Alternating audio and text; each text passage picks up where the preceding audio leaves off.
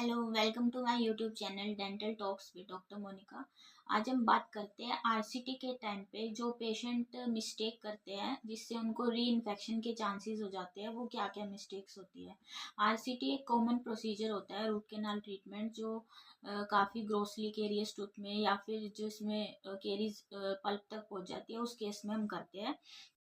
RCT के time पे जो पेशेंट मेनली दो मिस्टेक करता है जिससे उसको री इन्फेक्शन के चांसेस ज़्यादा होते हैं। पहली मिस्टेक ये करता है पेशेंट कि फर्स्ट सिटिंग के बाद जब की आरसीटी स्टार्ट हो जाती है तो उसके बाद उसकी पस निकल जाती है। फर्स्ट सिटिंग में एक्सेस ओपनिंग के बाद जो डॉक्टर होता है उसकी पस निकाल देता है दांत से, तो उसके बाद उसको पेन या तो कम हो जाता है या फिर उसका पेन बिल्कुल चला जाता है।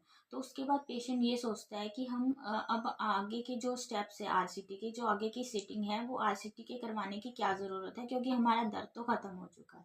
अगर उसको थोड़ा बहुत दर्द रहता भी है तो वो पेन किलर खा के उसको ठीक कर लेता है।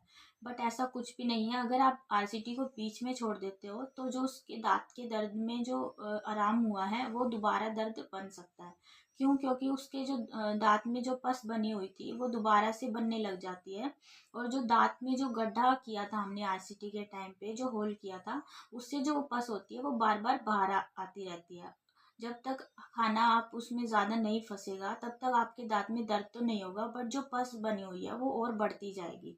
तो इससे आपकी जो दांत की कंडीशन है वो और ख़राब होती जाएगी। इसलिए आपको आरसीटी अगर आप एक बार स्टार्ट करवा चुके हो तो वो आपको पूरी ज़रूर करवानी चाहिए। दूसरी मिस्टेक पेशेंट ये करता है कि आपकी आरसीटी कंप्लीट हो चुकी है, उसके बाद डेंटिस्ट ने आपको रेकमेंड किया है कि आपको उस पर कैपिंग करवानी है।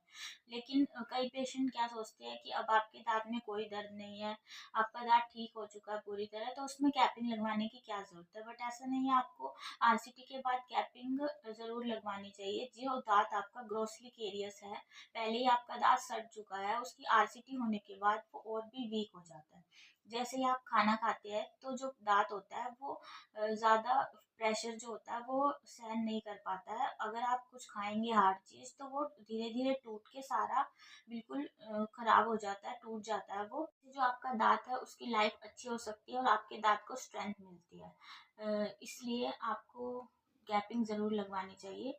ये दो मिस्टेक्स होती है जो पेशेंट ओपनली करते हैं आरसीटी